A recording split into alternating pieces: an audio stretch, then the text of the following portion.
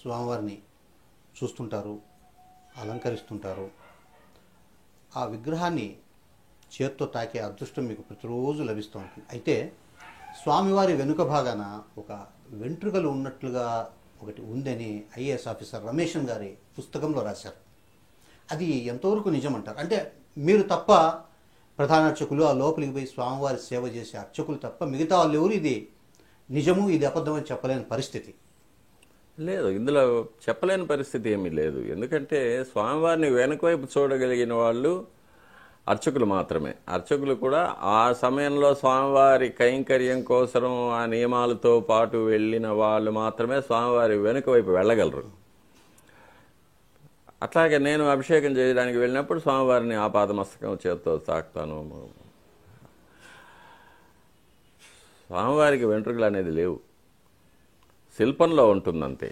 శిల్పంలో ఉంది, కానీ సహజమైన కేశములు అనేవి స్వామివారికి లేవు.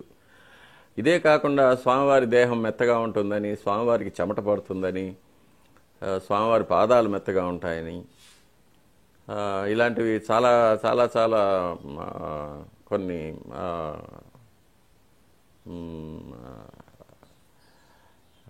కొన్ని విషయాలు భక్తుల మధ్య చలిస్తూ ఉంటాయి. కానీ భక్తులు ఒక విషయం తెలుసుకోవాలి, స్వామివారి యొక్క రూపం అప్రాకృతం అంటారు. అప్రాకృతం అంటే ప్రకృతికి సంబంధపడనిది అని. ఎందుకంటే ఆయనకు జన్మ లేదు, దేహం లేదు, మరణం లేదు, ఏమీ లేదు ఆయనకి. కాబట్టి ఆయనకు మానవ సహజమైన కేశములు కానీ, చెమట కానీ, దేహం మెత్తగా ఉండడం కానీ ఇవన్నీ ఆయనకు మనం ఆపాదించలేము. ఎందుకంటే ఇవన్నీ కూడా అశాశ్వతమైనవి. మానవ దేహం అశాశ్వతం, పంచభూతాల్లో కలిసిపోయేది. కాబట్టి వెంట్రుకలు అనేది కూడా కెరటిన్ అనే సబ్స్టెన్స్తో తయారు చేయబడిన ఒక సెల్ గ్రోత్, అది సైంటిఫిక్గా. కాబట్టి అవన్నీ కూడా మానవ దేహానికి సంబంధపడినవి. కానీ స్వామివారికి దేహం లేదు, అప్రాకృతం అంటారు. కాబట్టి అది స్వామివారికి ఆపాదించడం మన మౌఢ్యం. అంటే రమేష్ గారు రాసింది మానవులకు ఉండే వెంట్రుకలను కాదు, విగ్రహానికి వెనుక భాగంలో వెంట్రుకల లాగా అది ఉంది స్వామివారికి. ఇప్పుడు మనకు మామూలుగా ముఖబింబం ఉంది, నేత్రాలు ఉన్నాయి, నాసిక ఉంది, అద్భుతమైన ఒక చిరునవ్వు మొహం మీద, అందమైన సుందరమైన పెదాలు ఉంది, కర్ణభూషణాలు ఉన్నాయి, చతుర్భుజాలు ఉన్నాయి, గోళ్ళు ఉన్నాయి, పాదాలుంది, హస్తంలో రేఖలు ఉన్నాయి, దైవికమైన రేఖలు, మానవ సహజమైన రేఖలు కావాలి. ఇలాంటివన్నీ ఉన్నాయి. అవన్నీ కూడా శిల్పంలో సహజంగా ఏర్పడినవి. అవి స్వామివారి యొక్క దేహం స్వయం వ్యక్తం అంటారు. శిల్పులు చెక్కిన దేహం కాదు, స్వయంగా స్వామివారు వచ్చి నిలిచిన అప్రాకృతమైన దేహం. కాబట్టి అది ఆ స్వామివారి యొక్క మూలబింబం దేనితో తయారు చేసిందని కూడా మనకు తెలియదు, మనం చెప్పలేం. మామూలు శిలాబేరం లాంటిది కాదు అది. శిలాబేరమో, సుధాబేరమో, దారుబేరమో అట్లాంటివి కాదు. అది శాలగ్రామ శిలాస్వరూపం అని ఆగమశాస్త్రం చెప్తుంది. కాబట్టి స్వామివారికి వెనుక వైపు, ముందరికన్నా వెనుక వైపు నుంచి స్వామివారు చాలా అందంగా ఉంటారు. కాకపోతే ఎవరు చూడలేరు. స్వామివారికి వెనుక శిరశ్చక్రం ఉంటుంది. శిరశ్చక్రం కింద మెడ వరకు వంపులు తిరిగిన వెంట్రుకలు, చివరిగా ఉంగరాలు ఉంటాయి. ప్రళంబ యజ్ఞోపవీతం ఉంటుంది, కౌపీనం ఉంటుంది స్వామివారికి, మన కౌపీనం. తరువాత చేతిలో ఉన్న బాజీబందులు, మెడలో ఉన్న కంటె, చిన్న కంటె, పెద్ద కంటె, వీటన్నిటినీ కట్టిన పట్టు దారాల యొక్క కుచ్చులు కూడా ఉంటాయి స్వామివారికి. అంత చాలా అందంగా ఉంటారు స్వామివారు. వెనుక వైపు నుంచి ఆ చతుర్భుజాలు ఇంకా గంభీరంగా కనిపిస్తాయి, చాలా బాగుంటాయి. స్వామివారికి శుక్రవారం మాత్రమే అభిషేకం చేయడం ఏమైనా ప్రత్యేకత ఏముంది స్వామి? వారంలో ఒకరోజు చేయాలి, అది శుక్రవారంగా చేస్తున్నాం.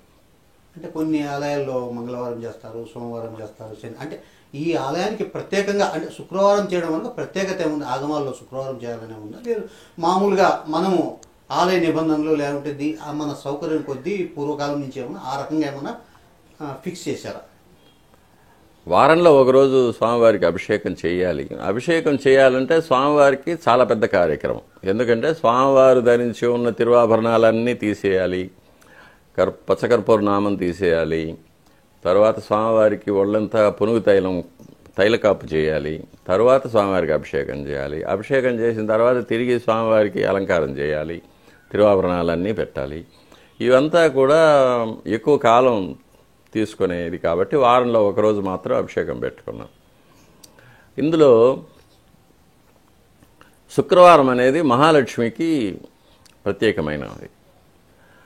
స్వామివారి వక్షస్థలంలో అమ్మవారు వ్యూహలక్ష్మి అనే ఒక ప్రత్యేకమైన రూపంలో ఉంటారు. అందుకే ఆయనకు శ్రీనివాసుడు అని పేరు. అందుకే స్వామివారికి ఇక్కడ అమ్మవారి విగ్రహం సపరేట్గా ఎక్కడా లేదు, సన్నది లేదు. స్వామివారిది ఏకబింబం, ఏకబేర అర్చన. ఇక్కడ స్వామివారికి పరివార దేవతలు వీళ్ళంతా కూడా తర్వాత ఏర్పడ్డారు. కానీ స్వామివారు మాత్రం ఎప్పుడు ఏకాంతంగా దుర్గమమైన అరణ్య ప్రాంతంలో ఎవ్వరికీ చేరరాని చోట స్వామివారు వెలిశారు. ఇంకా అది వేరే స్టోరీ ఉంది. కాబట్టి ఇట్లా స్వామివారికి చేసినప్పుడు అమ్మవారికి కూడా చేయాల్సి వస్తుంది. కాబట్టి అది శుక్రవారం నాడే స్వామివారికి కూడా చేస్తే లక్ష్మీప్రదంగా ఉంటుంది. అట్లాగే వక్షస్థలంలోని అమ్మవారికి కూడా పసుపుతో హరిద్రోదక స్నానం తిరుమంజనం చేసేస్తామంటే స్వామివారికి అమ్మవారికి ఇద్దరికి ఒకేసారి అభిషేకం అయిపోతుంది అనేది ఇది సౌకర్యం కోసం అది ఏర్పడింది. అది మహాలక్ష్మి కటాక్షం కోసం, అది భక్తులు కూడా దర్శనం చేసుకున్న వారందరికీ కూడా లక్ష్మీ కటాక్షం కలుగుతుందని. ఈ ప్రక్రియ అంతా అభిషేకం ప్రారంభించి పూర్తయ్యేంత వరకు ఎంత సమయం దాదాపు? అభిషేకం మాత్రం 1 గంట సేపు జరుగుతుంది. 4:30 నుంచి 5:30 వరకు జరుగుతుంది. తర్వాత నిజపాద దర్శనం.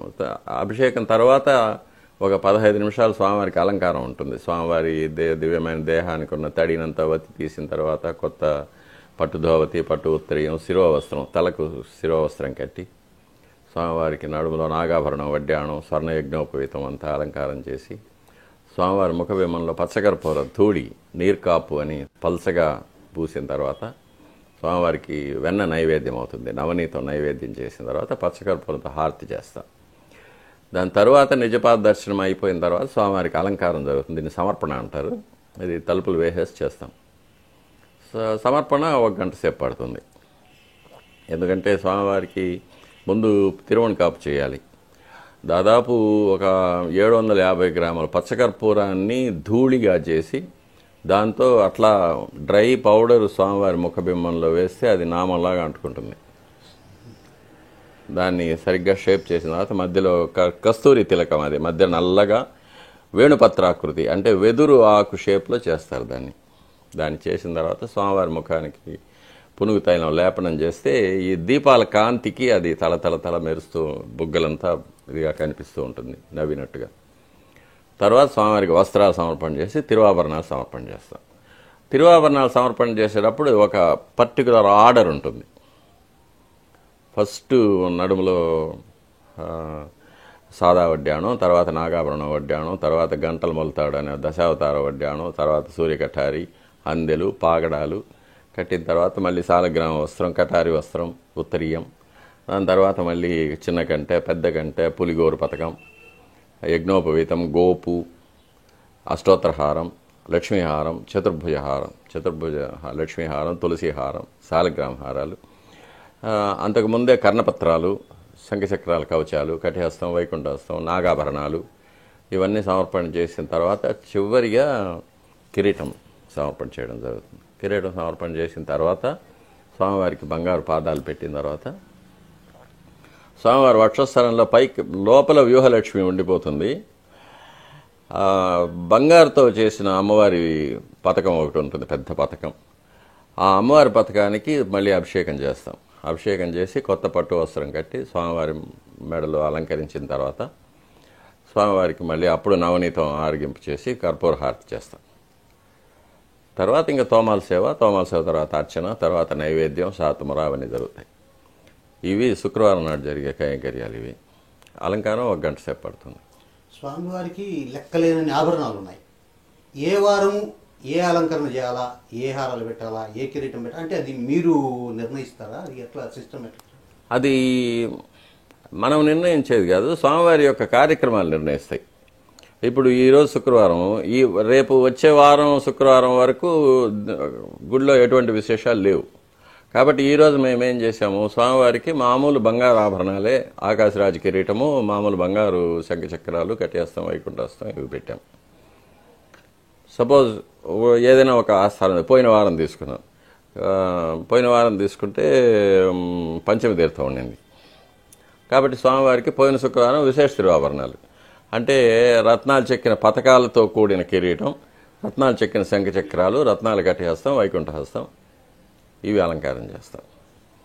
ఇవి కాకుండా సంవత్సరంలో 4 సార్లు దీపావళి ఆస్థానం, ఉగాది ఆస్థానం, ఆనివర ఆస్థానం, బ్రహ్మోత్సవం, వైకుంఠ ఏకాదశి ఈ 5 సమయాల్లో స్వామివారికి అతి విశేష తిరువాభరణాలు. అందులో స్వామివారి యొక్క వజ్రాల కిరీటం, పెద్ద కిరీటం పెడతాము. స్వామివారికి మామూలుగా రత్నాల శంఖచక్రాలు, కటిహస్తం, వైకుంఠహస్తం వస్తుంది. స్వామివారికి నడుము నుంచి పాదాల వరకు బంగారు పోత పోసిన పీతాంబరం, స్వర్ణ పీతాంబరం అది అలంకారం చేస్తాము. మకరకంఠి ఇలాంటివి అలంకారం చేస్తాం. రత్నాలు చెక్కిన సూర్యకఠారి, రత్నాలు చెక్కిన నాగాభరణాలు, రత్నాల కర్ణపత్రాలు ఇవన్నీ అది విశేష తిరువాభరణాలుగా అలంకారం చేస్తాం. అది మనకు శుక్రవారం నాడు అలంకారం చేసేటప్పుడు డిసైడ్ అయిపోతుంది వచ్చే వారంలో ఏమైనా ఉన్నాయా అని. చిన్న ఆస్థానాలు, చిన్న పండుగలు, చిన్న విశేషాలకన్నిటికీ ఒక రకమైన ఇది ఉంటుంది. పెద్ద విశేషాలకి వేరే రకమైన అలంకారం ఉంటుంది. గురువారం మాత్రం అసలు ఏం అలంకారం లేకుండా అట్లా పెట్టేస్తారు కదా, నేత్ర దర్శనం అనేది. అది గురువారం నాడు ఏం జరుగుతుందంటే సడలింపు అని చేస్తాము. అది శుక్రవారం స్వామివారికి జరగబోయే అభిషేకానికి ముందు ఏర్పాటు అన్నమాట. ఆ రోజు ఉదయం తోమాల సేవలో స్వామివారికి అలంకారం చేసిన పుష్పాలన్నింటినీ సడలింపు చేసేస్తాము. స్వామివారి పైన పుష్పాలు ఉండవు. తర్వాత స్వామివారి తిరువాభరణాలన్నీ కూడా తీసేస్తాము. స్వామివారికి బంగారు శంఖచక్రాలు, బంగారు కటిహస్తం, వైకుంఠహస్తం, స్వర్ణ యజ్ఞోపవీతం ఇవి మాత్రం ఉంటాయి. తిరుక్కోలం ఉంటుంది. మామూలు పీతాంబరం, పట్టు దోవతి కట్టుకుంటారు, పట్టు ఉత్తరీయం కట్టుకొని ఉంటారు. స్వామివారికి ముఖబింబంలో పచ్చకర్పూర నామం మామూలుగా మనం వేసేటప్పుడేమో ఈ కంటి కొలకలు కనిపించేటట్టు మాత్రం ఉంటుంది. కంటి అపాంగం అంటారు, దాన్ని అపాంగం అంటారు. అది కనిపించేటట్టు ముక్కు రంధ్రాలు బ్రీదింగ్ కోసం వదిలిపెట్టేటట్టు చేస్తాం అన్నమాట. గురువారం నాడు అది సగం సగం తీసివేసి స్వామివారి యొక్క నేత్ర కమలాలు కనిపించేటట్టుగా చేస్తాం. అది నేత్ర దర్శనం అంటారు. గురువారం రోజు స్వామి చాలా శక్తివంతంగా కనపడిస్తాడు. ఏదైనా కోరికలు కోరుకుంటే వెంటనే తీరుతాయని చాలామంది నేత్ర దర్శనానికి చాలా ప్రాధాన్యత ఇస్తుంటారు. అంటే దీంట్లో ఎంతవరకు నిజం ఉందంటారు? స్వామివారు ఎప్పుడూ శక్తివంతంగానే ఉంటారు, ఎప్పుడూ కోరికలు తీరుస్తూనే ఉంటారు. కాకపోతే మనకు స్వామివారి నేత్రాలను దర్శించడం మన అదృష్టం అంతే. అది మామూలుగా గురువారాన్ని మనం తెలుగు వాళ్ళం లక్ష్మీవారం అంటూ ఉంటాము. కాబట్టి లక్ష్మీవారంలో స్వామివారి యొక్క కంటి చూపు మన పైన పడితే మనకు ఐశ్వర్యాలు కలుగుతాయి అనేది ఒక నమ్మకం, అంత మాత్రం చెప్పి. కానీ ఆయన ఎప్పుడూ పవర్ఫుల్లే. స్వామివారి గర్భాలయం కింద విరజా నది అనేది ఒకటి ప్రవహిస్తూ ఉంది అనేది పురాణాల్లో ఉంది. మీకు ఎప్పుడన్నా ఆ రకమైన అనుభూతి కానీ, ఇక్కడ నది ఉంది అని ఒక ఫీలింగ్స్ కానీ కలిగిన సందర్భాలు ఏమైనా ఉన్నాయి? ఫీలింగ్స్ కదా, కంటితోనే చూసాము. 1964కు ముందు స్వామివారి యొక్క గర్భాలయంలో వర్షాకాలంలో పాదాల దగ్గర నుంచి నీళ్లు పైకి పొంగి వచ్చేది. వెదురు చేటలతో నీళ్లు తీసి బయట పోసేవాళ్ళం. నేను చూశాను పెద్దవాళ్ళు చేసేటప్పుడు చేశారు. అది కాకుండా గర్భాలయానికి నీళ్లు బయట వెళ్ళడానికి తూము లేకుండా ఉండేది. 64లో మహాసంప్రోక్షణ జరిగింది. అప్పుడు స్వామివారి యొక్క గర్భాలయం నేలకు రాతి పలకలతో ఏర్పాటు చేశాము.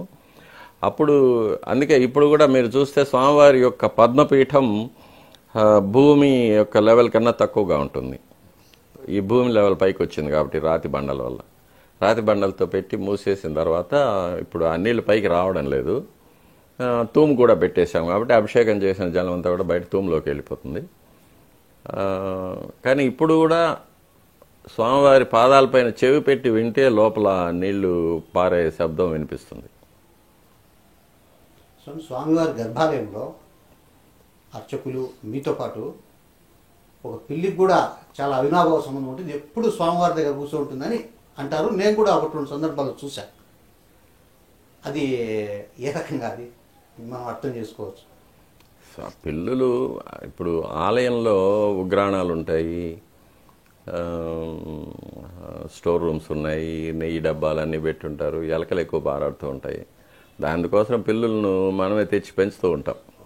స్వామివారి యొక్క వస్త్రాలను డ్యామేజ్ చేయడం. ఇప్పుడైతే మనం ఇనుప బీరువాల్లో పెడుతున్నాం, ముందు కొయ్య బీరువాల్లో పెట్టేవాళ్ళం. ముందు స్వామివారి వస్త్రాలు కూడా ఎలుకలు కొట్టేసేవి, నేనే చూసి ఉన్నాను. స్వామివారి వస్త్రాలు కూడా కొట్టేసేవి.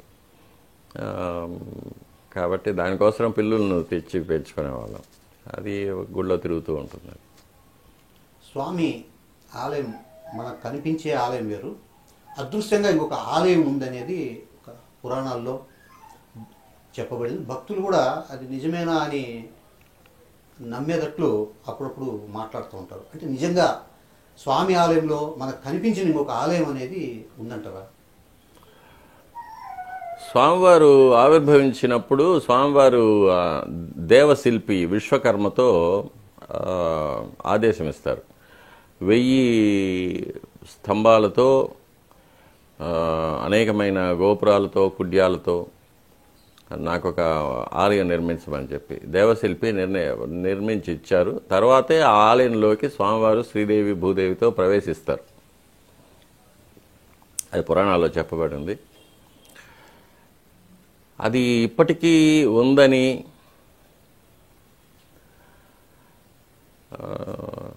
దానికి దేవాలయంలో ఎక్కడో మార్గం కూడా ఉందని, అంటే దేవాలయం కింది భాగంలో ఉందని అని పెద్దవాళ్ళు చెప్తూ ఉంటే విన్నాను. కానీ అంతకన్నా నాకేమీ తెలియదు దాని గురించి. స్వామివారిని మీరు తాత అని కూడా సంబోధిస్తానని చెప్పి 1-2 సార్లు మీడియాకి ఇచ్చిన ఇంటర్వ్యూలో మీరు చెప్పారు. స్వామివారిని చిన్న పిల్లాడిగా, మనవడిగా, నాన్నగా, తల్లిగా కూడా ఆయా సందర్భాలు, ఆయా సేవలను బట్టి ఆరాధించడం, స్వామికి సేవ చేయడం జరుగుతుంది. అయితే నాకు స్వామికి ఉన్న అనుబంధం ఏమంటే, నాకు స్వామి తాత అన్నారు. అంటే ఆ అనుబంధం, తాత మనవల్ల అనుబంధం ఎలా ఏర్పడింది? మీరు స్వామిని తాతలా ఎలా అనుకుంటున్నారు? ఎలా మీకు ఆ ఫీలింగ్ ఎలా కలిగింది? అది కొత్త ఏమీ కాదు. అది అందరూ అనుభవించే ఒక బంధుత్వమే అది. కాకపోతే తాత అనే పదానికి సంస్కృతంలో త్రాత అని పేరు. త్రాత అంటే కాపాడేవాడు అని. త్రాతా భవ జనార్దన్ అని భగవద్గీతలో కూడా వస్తుంది. కాబట్టి ఆ త్రాత అనే పదమే తాత అంటాం మనం. మనకు అందులో స్వామివారు సకలమైన సృష్టికి కర్త కాబట్టి సకల సృష్టికి ఆయన పితృదేవుడు, తండ్రి. కాకపోతే తండ్రికి కొడుకుకు ఉన్న సంబంధం కన్నా తాతకు మనవాడికి ఉన్న సంబంధం చాలా తీయంది. దానికి ఎటువంటి అవధులు కూడా లేవు. తాత మనవాళ్ళ మధ్య అనుబంధం అనేది చాలా విశేషంగా ఉంటుంది. వారి మధ్య జరిగే సంభాషణలు కానీ అది మన తండ్రి కొడుకుల మధ్య కూడా జరగదు. తండ్రి కొడుకుల మధ్య కొన్ని లిమిటేషన్స్ ఉంటాయి, కానీ తాత మనవాళ్ళ మధ్య ఆ లిమిటేషన్స్ ఉండదు. కాబట్టి అది అంటే తాత అంటే బాగా దగ్గరగా ఐ కెన్ టేక్ లిబర్టీస్. నా మనసులో ఉన్న మాటలన్నీ ఆయనతో చెప్పచ్చు, పంచుకోవచ్చు, ఆయన నిలదీయవచ్చు, ఆయనతో ఆర్గ్యుమెంట్స్ పెట్టుకోవచ్చు. ఇవన్నీ కూడా తాత మనవాళ్ళ మధ్య సంభవిస్తుంది, తండ్రి కొడుకుల మధ్య జరగదు. అది కాకుండా మా తాతగారు కూడా నాకు దేవుళ్ళలాగా కనిపిస్తూ ఉంటారు, పైన ఫోటోలో ఉన్నారు. కాబట్టి ఆయన దయ, ఆయన యొక్క కరుణ, ఆయన నా మీద చూపించిన వాత్సల్యం, ప్రేమ, ఇవన్నీ కూడా నేను మా స్వామి ద్వారా పొందుతూ ఉంటాను. కాబట్టి స్వామిని తాత అనే పిలుచుకుంటూ ఉంటాను. మీ తాతగారి పేరు సార్? వెంకటపతి దీక్షితులు గారు. మీ 40 ఏళ్ల స్వామికి మీకు ఉండే 40 ఏళ్ల అనుబంధంలో స్వామివారిని ఎప్పుడైనా నిలదీసిన సందర్భం ఎప్పుడైనా జరిగిందా? నాకెందుకు ఇట్లా చేశారు? అటువంటిది ఎప్పుడు రాలేదు. ఏది జరిగినా నువ్వు చేసావు, నాకు సమ్మతం అనే చెప్పుకుంటానే కానీ నాకెందుకు చేసావని ఎప్పుడు నేను అడగలేదు. ఎందుకంటే అన్నీ మంచివే జరుగుతూ ఉన్నాయి కాబట్టి. నేను అనుకున్న దానికన్నా కూడా ఎంతో ప్రేమగా స్వామివారు చూసుకుంటూ ఉన్నారు కాబట్టి ఆయన నిలదీయాల్సిన సందర్భం ఎప్పుడు రాలేదు. కాకపోతే నువ్వు కావాలి అనేది మాత్రం అడుగుతూనే ఉంటాను ఎప్పుడు. కొన్ని బాధతో ఏదన్నా ఒక అంశాన్ని చెప్పుకున్న సందర్భం ఏమైనా ఉందా? నాకెందుకు ఇలా చేశారు? లేదు, నేను ఎప్పుడు చెప్పుకోలేదు. బాధపడాల్సిన పరిస్థితిలో నన్ను ఎప్పుడు స్వామివారు ఉంచలేదు, సంతోషంగానే ఉంచారు. చిన్న చిన్న కష్టాలు అది ఆయనతో చెప్పుకునేంత పెద్దవేమి రాలేదు నాకు. మామూలుగానే ఆయనే కష్టాలు కల్పిస్తూ ఉంటారు, ఆయనే తీర్చేస్తూ ఉంటారు. భయకృత్ భయనాశన, భయాన్ని కలగజేసేవాడు ఆయనే, భయనాశనం, భయాన్ని నాశనం చేసేవాడు అతనే, అంటే అభయం ఇచ్చేవాడు. కాబట్టి నేనున్నాను అని ఆయన ఎప్పుడు ఉన్నప్పుడు మనం భయపడాల్సిన పని లేదు, కష్టపడాల్సిన పని కూడా లేదు. ఆయన చూసుకుంటారనే ఒక నమ్మకం ఉంటే చాలు. మీరు ఆగమం వేదం ఎక్కడ చదివారు? నేను మా తండ్రి గారి దగ్గర, తాతగారి దగ్గర చదువుకున్నాను. అంటే మీరు వంశపారంపర్యంగా ఇక్కడ వస్తారు కాబట్టి తండ్రి గారి దగ్గర, తాతగారి దగ్గర. మీరు కాలేజ్ డేస్లో బాగా ఫెరోషియస్గా ఉండేవాళ్ళని చెప్పారు. ఒక అంశాన్ని ఏదన్నా పట్టుకున్నారంటే మీరు ఇది కరెక్ట్ అంటే కదా వెనక చెప్పారు కరెక్ట్ అనేది. అటువంటిది ఏమీ లేదండి. నేను చాలా సాఫ్ట్ స్టూడెంట్. చాలా అంటే అర్చక కుటుంబాల్లో చిన్నప్పటి నుంచి పెరిగేటప్పుడు కొన్ని నిబంధనలు ఉంటాయి. ఆహారం, వేషము, భాష, స్నేహాలు, అలవాట్లు, ఇవన్నీ కూడా చిన్నప్పటి నుంచే కొన్ని నిబంధనలతోనే పెరుగుతాం. సాత్వికమైన ఆహారమే తింటాం, బయట ఎక్కడంటే అక్కడ ఏదంటే అది తినడము, రాత్రి వేళల్లో ఎక్కువ బయట ఎక్కడైనా తిరగడము, లేకపోతే వేరే కూడా చేయరాని స్నేహాలు చేయడము, ఇటువంటివన్నీ ఏవి ఉండదు. మన భాష కూడా తిట్టేటప్పుడు కూడా భాష కంట్రోల్గానే ఉంటుంది. అవును, కాబట్టి అటువంటిదేమీ లేదు, సాత్వికంగానే ఉంటాను. మంచి స్టూడెంట్ అని పేరుంది, మంచి ఆర్టిస్ట్ అని పేరుంది. అందుకే సైన్స్ తీసుకున్నాను. అందరికీ లెక్చరర్స్కు అందరికీ కూడా నేను చాలా పెట్ స్టూడెంట్గానే వచ్చాను. మీరు ఈ చదువు కాకుండా ఎక్స్ట్రా ఏమైనా యాక్టివిటీస్ ఉన్నాయి? మంచి సినిమాలు చూడడము, బాగా పుస్తకాలు చదవడం, ఆటలు ఆడడం. ఇప్పుడు మీరు చెప్పారు కదా మంచి ఆర్టిస్ట్. అవన్నీ ఆటలాడడం అనేది ఉండేది మామూలుగా, షటిల్ ఆడడం అవన్నీ చిన్నప్పుడు కాలేజ్ డేస్ వరకు కూడా ఉండేది.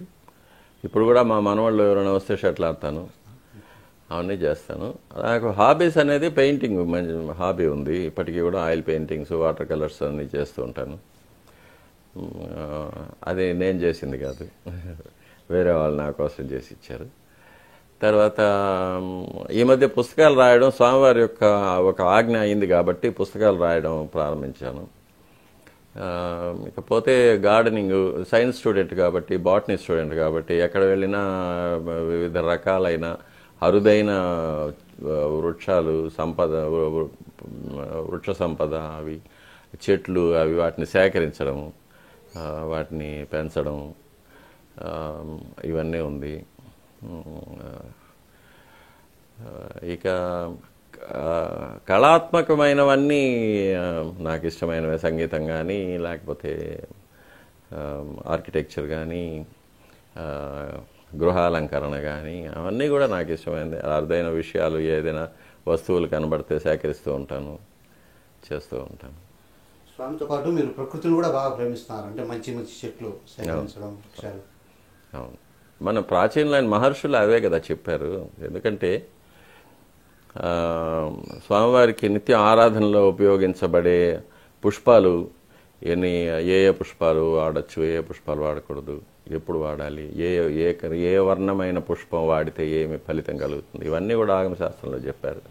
ఇవి కాకుండా సమిధలు, హోమాల్లో చేయడానికి సమిధలు, స్వామివారి దేవాలయంలో స్వామివారికి నైవేద్యం కోసం తయారు చేసే ప్రసాదాల కోసం వంట చెరుకులు, వీటిని అన్నిటిని ఎక్కడి నుంచి తీసుకురావాలి, సేకరించాలి. వీటి కోసం చెట్లు పెంచాల్సి వస్తుంది కదా. కాబట్టి మనం చెట్లు పెంచితే కానీ మనకు పూలు దొరకదు, తులసి వనం ఉంటే కానీ తులసి రాదు. కాబట్టి ఇవన్నీ కూడా, ఇంకా కొన్ని ఔషధాలు, వనస్పతులు స్వామివారి యొక్క ఆరాధన క్రమాల్లో అర్ఘ్యపాద్య ఆచమనాలు, శుద్ధోదకం, స్నాన తీర్థాల్లో చేయడానికి లవంగాలు, ఏలకులు, తక్కోలాలు, వట్టివేరు ఇలాంటివన్నీ వాడడము, స్వామివారికి పచ్చకర్పూరం వాడడము, పునుగు తైలం వాడడము, ఇవన్నీ కూడా ప్రకృతిని పెంపొందించడానికే మనకు నిర్దేశించబడిన విధులు ఇవన్నీ. అట్లాగే స్వామివారికి జరిగే ప్రతి కార్యక్రమంలోనూ గోవు యొక్క పదార్థాలు, గోక్షీరం, దధి, పెరుగు, గోమయం, ఆవు పేడ, గోమూత్రం, తర్వాత నెయ్యి, ఇవన్నీ కూడా అతి ముఖ్యమైన విశేషాలు, మనం వాడవలసినవి. దీపాలకు కానీ హోమానికి కానీ నెయ్యి ఎక్కువగా మనం వాడుతూ ఉంటాం ప్రసాదాలకు. వీటి కోసం మనం గో సంపదను వృద్ధి చేసుకోవాల్సి వస్తుంది. గోవులు దేవాలయానికి అటాచ్డ్గా కానీ, లేకపోతే స్వామివారికి సమర్పించుకోవాలనుకునే భక్తులు కానీ గోవులను తప్పకుండా విధిగా పెంచవలసి ఉంటుంది. అలాగే స్వామివారికి నైవేద్యానికి కావలసిన వరి లేక మిగిలిన ధాన్యాలు, తృణధాన్యాలు, ఇవన్నీ కూడా పెంచడానికి వ్యవసాయం చేయవలసి వస్తుంది. వ్యవసాయానికి ఎద్దులు కావాలి. ఇలా గోసంపద వృద్ధి చేసుకోవడం, ఇవన్నీ కూడా మనకు మహర్షులు నిర్ణయించిన మనకు కొన్ని కార్యక్రమాలు. ఇవన్నీ కూడా మనకే తెలియకుండా కూడా మన చెట్లు పెంచాల్సి వస్తూ ఉంది, మనం ఆవులు చూసుకోవాల్సి వస్తూ ఉంది. ప్రకృతి అనేది కూడా స్వామివారి యొక్క స్వరూపంగానే, అంటే ఆగమశాస్త్రం ఏం చెప్తుందంటే మహావిష్ణువుకు మహాలక్ష్మికి ఉన్న సంబంధాన్ని ప్రకృతి పురుష సంబంధంగా వర్ణిస్తుంది. స్వామివారు పురుష రూపంగా, అంటే విశ్వవ్యాప్తమైన దివ్యమైన శక్తి. దాన్ని మనం చూడలేం, అనుభవించగలం తప్ప చూడలేం. కానీ దాని యొక్క భౌతిక స్వరూపం సృష్టి. స్వామివారు సృష్టించినది ప్రకృతి. ఆ ప్రకృతి అనేది మూల ప్రకృతి రూపం అనేది మహాలక్ష్మిగా శ్రీ అనే బీజంతో చెప్పబడుతుంది. కాబట్టి స్వామివారి యొక్క సృష్టి ప్రకృతి, అమ్మవారి యొక్క రూపం, మహాలక్ష్మి యొక్క రూపమే సమస్తమైన ప్రకృతి సృష్టి కూడా. కాబట్టి స్వామివారికి అత్యంత ప్రియమైనది ప్రకృతి. కాబట్టి మనకు ఆ ప్రకృతిలో ఉన్నప్పుడు మనకు కూడా ఒక సంతోషం కలుగుతూ ఉంటుంది, అమ్మవారి పాదాల దగ్గర ఉన్నట్టుగా. స్వామివారి మూల విరాట్కు పునుగు తైలము మర్దనం చేస్తుంటే, అంటే దానికి ఏమైనా ప్రత్యేకమైన విశేషం ఏముంది? స్వామివారికి మనం వాడే సువాసన ద్రవ్యాలు చాలా ఉంటాయి. పచ్చకర్పూరం, కస్తూరి, పునుగు తైలం, చందనం, ఏలకులు, లవంగాలు, ఇవన్నీ మనం స్వామివారికి వాడేది. ఎక్కువగా చందనం వాడతాం స్వామివారిని. ఎందుకంటే గర్భాలయంలో స్వామివారు ప్రకృతి యొక్క పంచభూతాలకు అందకుండా ఉంటారు. స్వామివారి మీద ఎండ పడకూడదు, వర్షం పడకూడదు, గాలి తగలకూడదు. అందుకని రాతి కట్టడాల లోపల ఎక్కడ కిటికీలు లేకుండా స్వామివారి మూలబింబం ప్రతిష్ఠ చేయబడి ఉంటుంది, ఆ దివ్యమైన శక్తిని కాపాడడం కోసం. అది పొల్యూట్ కావకుండా ఉండడానికి కోసం.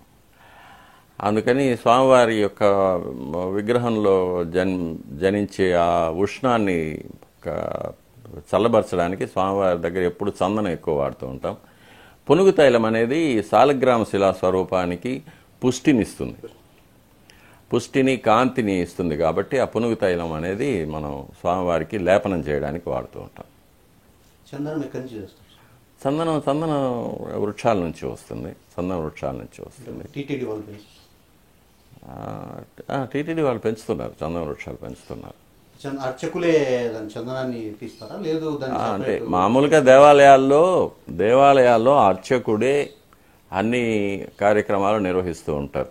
చిన్న చిన్న దేవాలయాల్లో అర్చకుడే పుష్పవనంలో పుష్పాలు సేకరిస్తూ ఉంటాడు, దాన్ని మాలలుగా కడతాడు, స్వామివారికి అలంకారం చేస్తూ ఉంటాడు, స్వామివారికి ఆరాధన చేస్తూ ఉంటాడు, స్వామివారికి నైవేద్యం కూడా తన ఇంట్లో వంట చేసి తీసుకొచ్చి స్వామివారికి ఆరగింపు చేస్తూ ఉంటారు.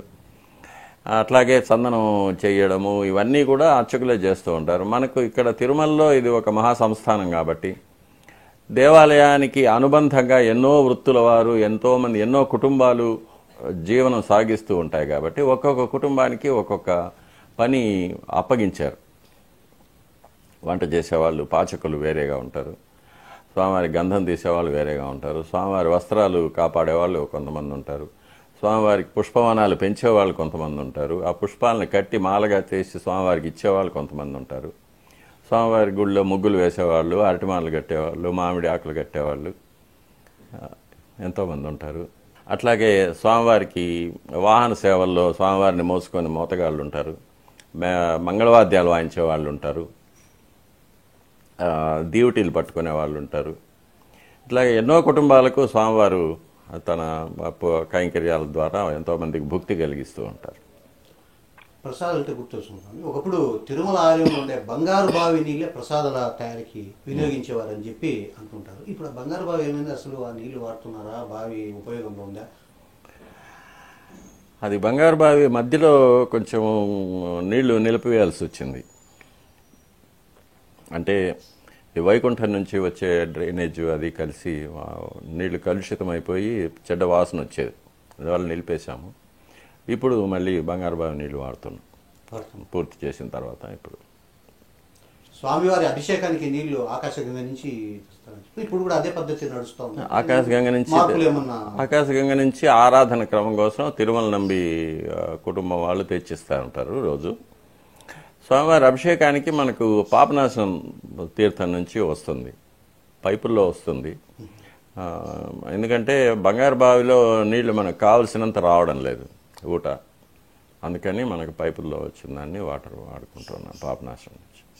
పైపులు గుండా స్వామివారి అభిషేకానికి నీళ్ళు తీసుకోవడం ఆమోదయోగ్యమేనా? ఆగమం ప్రకారం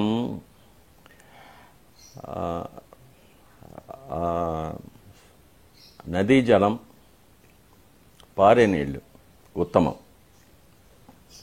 తటాకం అంటే చెరువు, నిలిచిన నీళ్లు అది మధ్యమం, కూపం, బావి నీళ్లు అధమం. వాడచ్చు కానీ అధమం. అంటే నదీ జలము దొరకనప్పుడు, తటాక జలం దొరకనప్పుడు కూప జలం వాడతాం, అది వరుస అన్నమాట. కానీ కొన్ని సందర్భాల్లో మనం ఇంకా స్వామివారికి అభిషేకం నిలిచిపోకూడదు, బంగారు బావిలో నీళ్లు మనకు చాలదు. అటువంటప్పుడు దానికి ప్రత్యేకమైన పైప్ లైన్ ఒకటి ఏర్పాటు చేసి మామూలుగా ఫిల్టర్ హౌస్కు దానికి బ్లీచింగ్ పౌడర్ అవన్నీ కలపకుండా పాపనాశనం నుంచి నేరుగా నీళ్లు వచ్చేటట్టుగా ఏర్పాటు చేస్తున్నాం.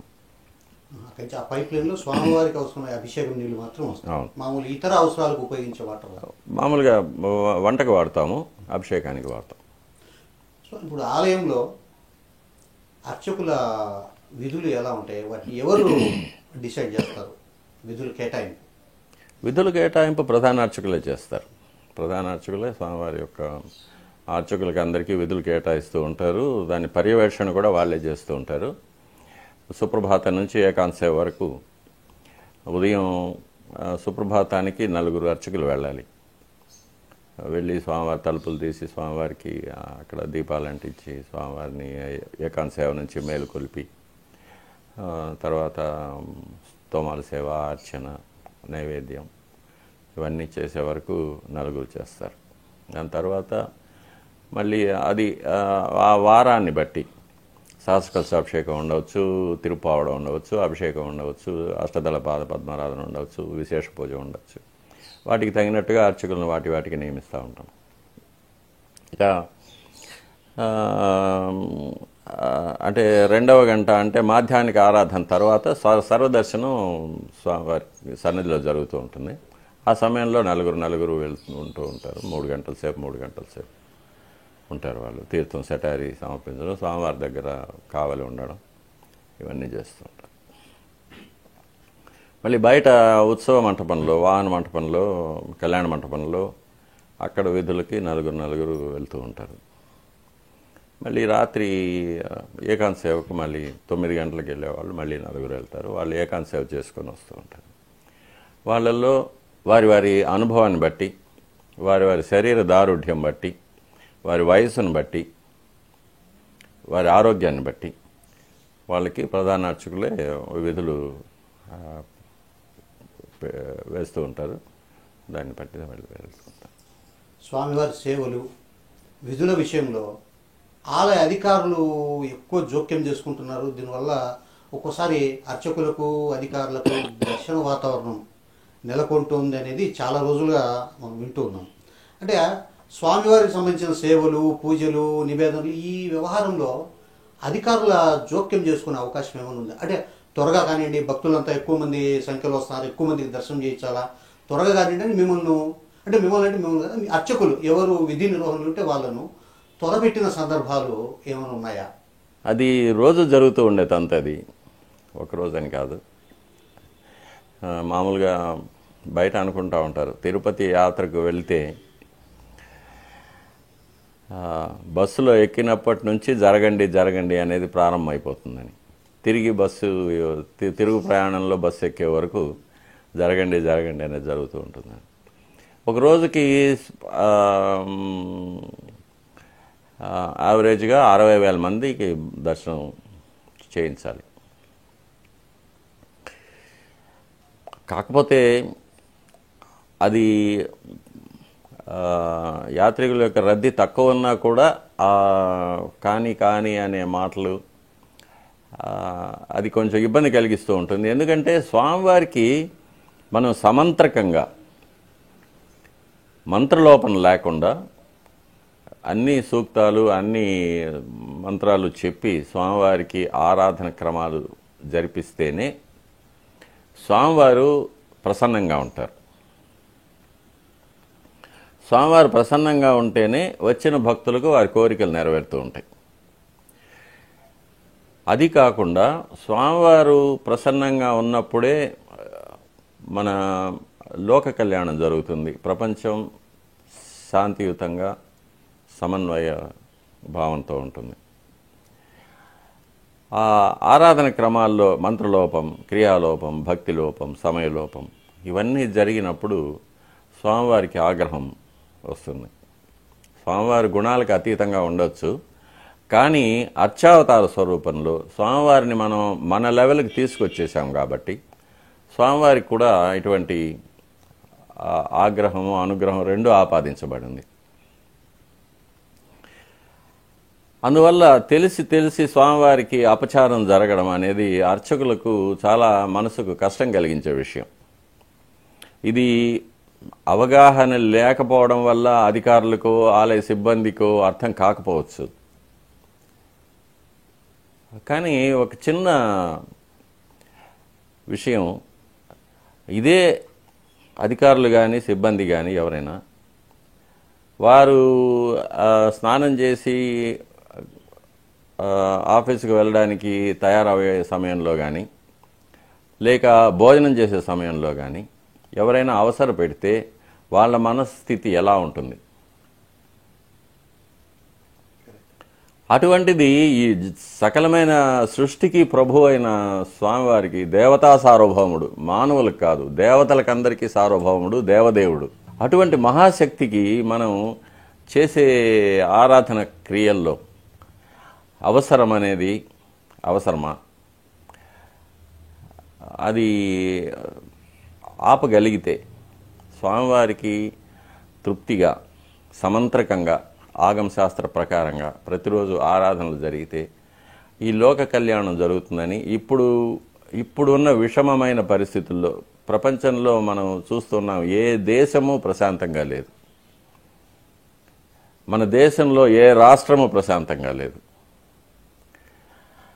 కాబట్టి వీటన్నిటినీ కూడా మనం స్వామివారి యొక్క చల్లటి చూపుతో మనం శాంతపరచగలిగే పరిస్థితి ఎప్పుడు వస్తుందంటే స్వామివారిని తృప్తిపరిచినప్పుడు. స్వామివారు సుప్రీత సుప్రసన్నో వరదో భవంతు. సుప్రీత ముందు స్వామివారు ప్రీతి చెంది తర్వాత సుప్రసన్నం, తర్వాత ప్రసన్నం కావాలి అని ప్రతిరోజు స్వామివారి దగ్గర ప్రార్థన చేస్తున్నాం.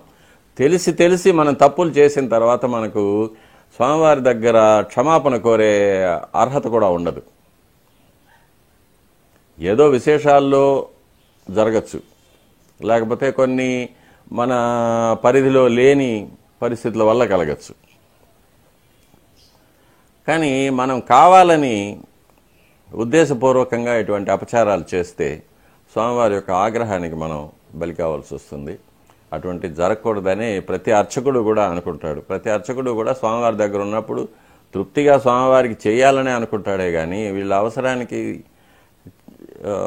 కొంతమంది చేయరు. కొంతమంది అర్చకులు ఎవరు ఎంత అవసరం పెట్టినా వాళ్ళ పద్ధతి ప్రకారం చేస్తారు. కానీ కొంతమంది అర్చకులు వీళ్ళకు భయపడి త్వరగా జరిపేస్తూ ఉంటారు. కానీ వాళ్ళకు కూడా ఇష్టం ఉండదు, కానీ నిర్బంధం. మీరు ఆ రకంగా భయపడరు. అధికారులు మంత్రహీనం క్రియాహీనంగా కార్యక్రమాలు చేయాలని తొందర పెడితే మీరు అంగీకరించరు.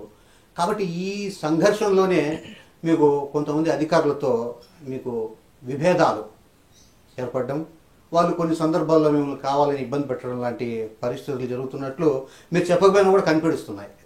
దీన్ని మీరు ఏ రకంగా చెప్తారు? ఇక్కడ ఒక చిన్న విషయం అందరూ మర్చిపోతున్నారు. తిరుమల తిరుపతి దేవస్థానం అనే ఒక సంస్థలో పనిచేసే వాళ్ళ మా అందరం కూడా స్వామివారి దగ్గర పనిచేసే ఉద్యోగులం. స్వామివారే మనకు జీతభత్యాలు ఇస్తున్నారు, ఇండ్లు ఇస్తున్నారు, కార్లు ఇస్తున్నారు, డ్రైవర్లను ఇస్తున్నారు, సిబ్బందిని ఇస్తున్నారు. బయట పోతే తిరుమల తిరుపతి దేవస్థానం అంటే బ్రహ్మరథం బట్టే ఒక గౌరవాన్ని కలిగిస్తూ ఉన్నారు స్వామివారు. కానీ ప్రతి నెల మనం స్వామివారి దగ్గరే చేతులు చాచి జీతం తీసుకుంటున్నాం. మనం తినే ప్రతి మెతుకు స్వామివారి ఇచ్చింది. మనల్ని ఎందుకు స్వామివారు నియమించుకున్నారు? మొదటిది ఆయన, రెండవది ఆయన భక్తులు. ఆయనకు జరగవలసిన ఆగమోక్తమైన కార్యక్రమాలన్నీ ఎటువంటి లోపాలు జరగకుండా చూసుకోవడం, ఆయనకు జరగవలసిన ఉత్సవాలన్నీ అత్యంత వైభవంగా మంత్రలోపం లేకుండా ఆగమోక్తంగా జరిపించడం, ఆయనకు జరగవలసిన నైవేద్యాలు అవన్నీ కూడా సకాలంలో సమంత్రకంగా మంచి ప్రవృత్తి గల అర్చకుల చేత చేయించడం, ఇవన్నీ కూడా వారి యొక్క బాధ్యతలు. అది అధికారి ఉన్నతమైన అధికారి అయినా కానీ, లేకపోతే చివరి ఒక ఉద్యోగి కానీ. రెండవది భక్తులు. స్వామివారిని దర్శించుకోవడానికి అష్టకష్టాలు పడి ఎంతో ఖర్చు పెట్టి ఎంతో ప్రయాసపడి వచ్చే భక్తులకు స్వామివారి యొక్క దర్శనాన్ని తృప్తిగా కలిగించడం, వారికి ఒక సౌకర్యంగా వేచి ఉండే సౌకర్యం కలిగించడం, వారికి ఆహారం లేక స్నానం మిగిలిన సౌకర్యాలు అవన్నీ తృప్తిగా కలిగించడం, వసతులు కలిగించడం, ఇవన్నీ కూడా ఉద్యోగుల యొక్క కర్తవ్యాలు పైనుంచి కింది వరకు. ఇంకా మూడవదిగా స్వామివారి యొక్క ఆస్తులను పరిరక్షించడం. స్వామివారికి ఉన్న తిరువాభరణాలు, స్వామివారికి ఉన్న వస్త్రాలు, స్వామివారికి అక్కడక్కడ ఉన్న ఆస్తులు, స్వామివారి దేవాలయం కింద ఉన్న మిగిలిన దేవాలయాల్లో కూడా కైంకర్యాలు అవన్నీ జరిపించడం, ఇవన్నీ కూడా అధికారుల యొక్క కర్తవ్యాలు. దానికోసమే వాళ్ళను స్వామివారు జీతం ఇచ్చి నియమించుకున్నారు. అలాగే అర్చకులను నియమించుకున్నారు.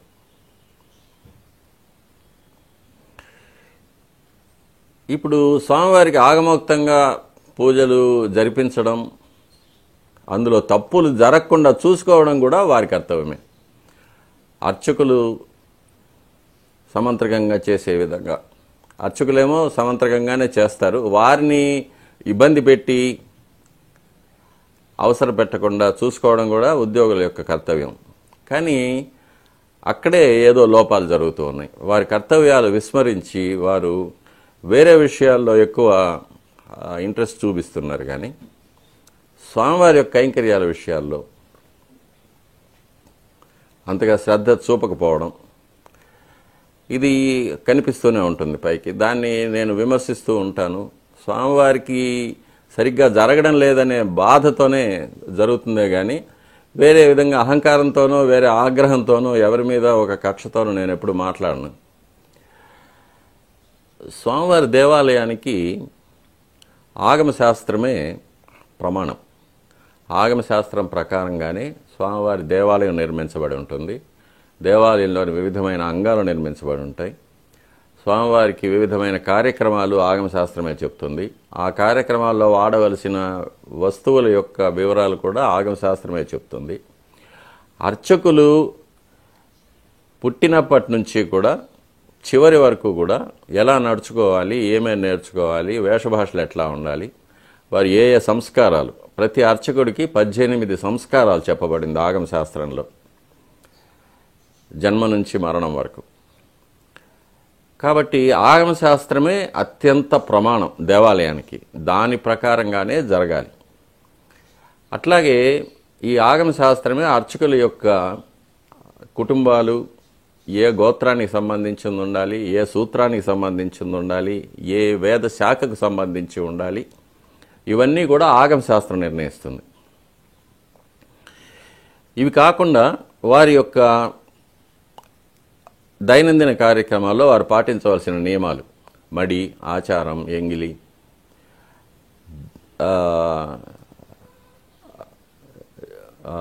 జన్మా శౌచం, మృతా శౌచం, అంటే ఇంటిలో ఒక జన్మ కలిగినప్పుడు కానీ మరణం కలిగినప్పుడు కానీ పాటించవలసిన నియమాలు, వారు గుడికి రాకూడదు, ఎన్ని రోజులు రాకూడదు, ఏం చేయవచ్చు, ఏం చేయకూడదు, ఇవన్నీ కూడా ఆగమశాస్త్రం నిర్ణయిస్తుంది. ఇవి చాలా సూక్ష్మమైన విషయాలు కాబట్టి వచ్చే అధికారులకు కానీ సిబ్బందికి కానీ వీటిని గురించి పెద్దగా అవగాహన ఉండదు.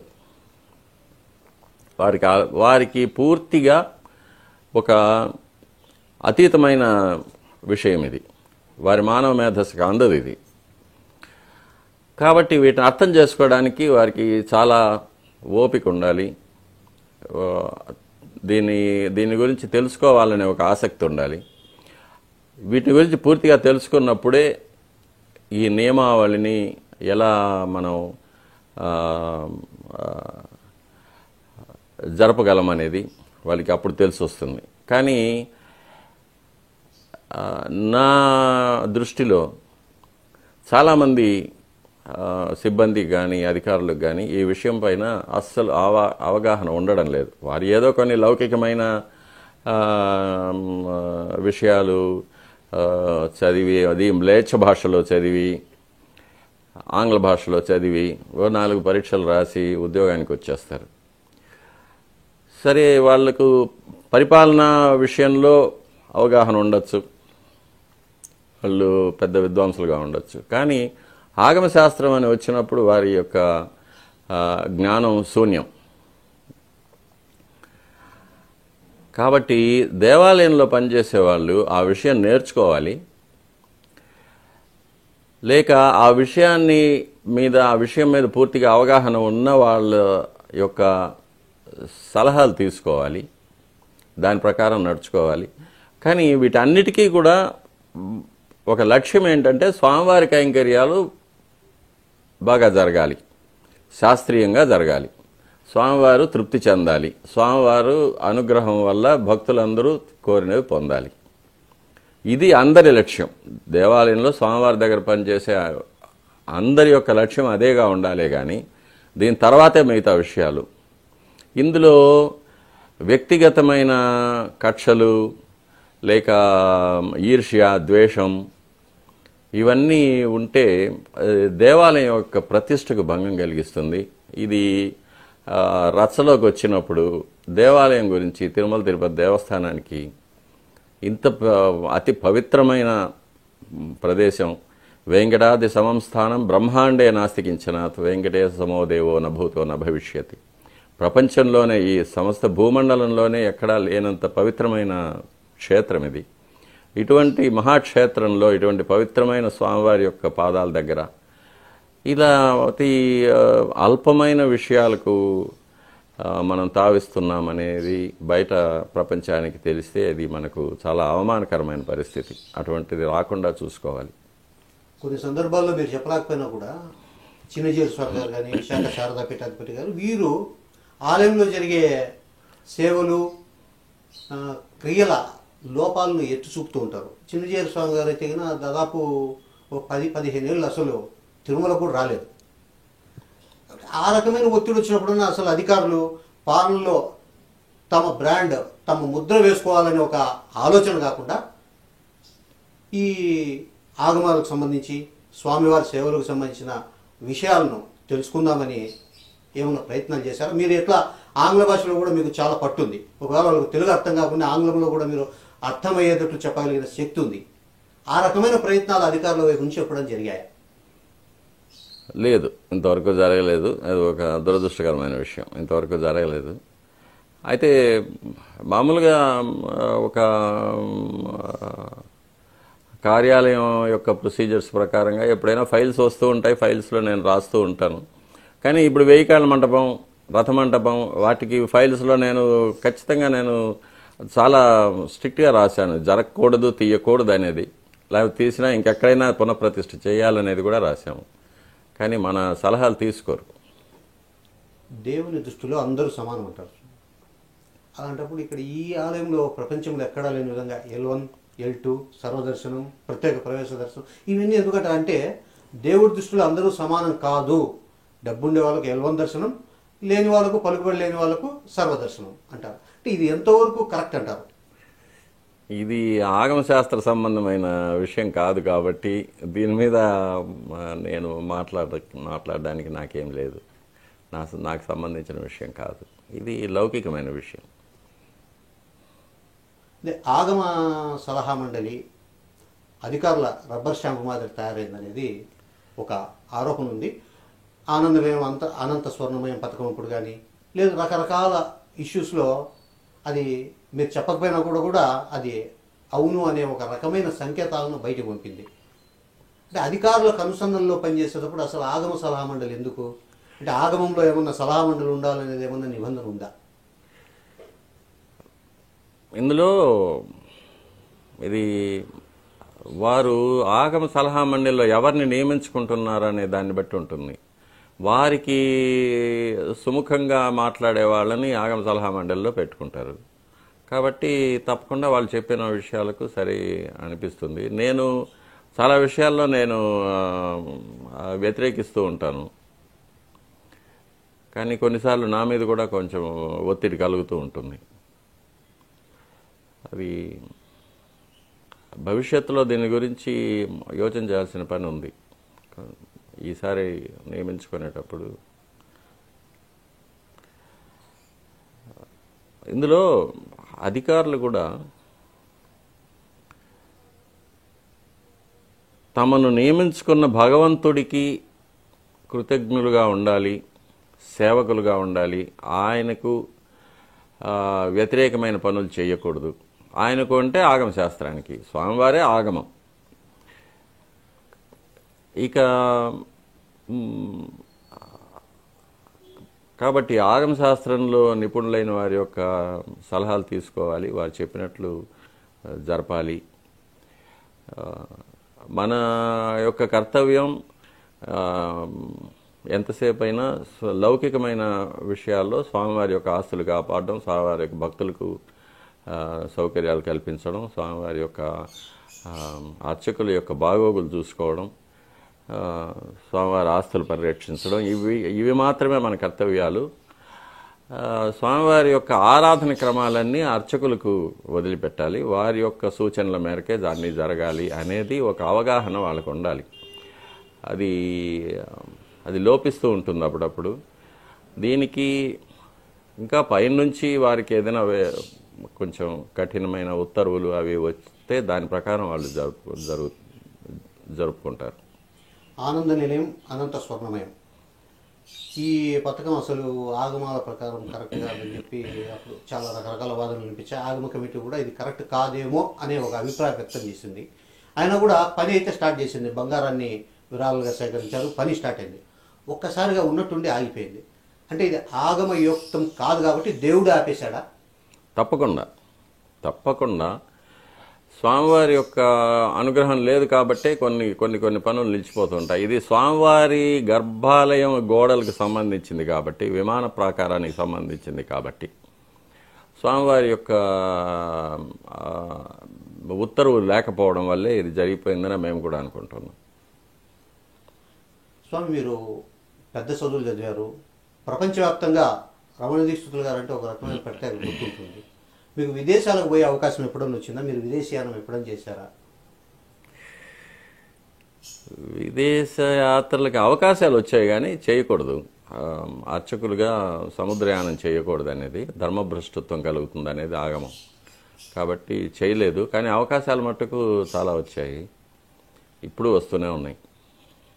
అంటే మీరు సున్నితంగా తిరస్కరిస్తుంటారు. శాస్త్రం చెప్పేస్తాము. నాకు ఇందులో ఛాయిసే కాబట్టి, ఎందుకంటే విదేశీయానం వెళ్తే మళ్ళీ స్వామివారికి కైంకర్యాలు చేసే అర్హత ఉండదు.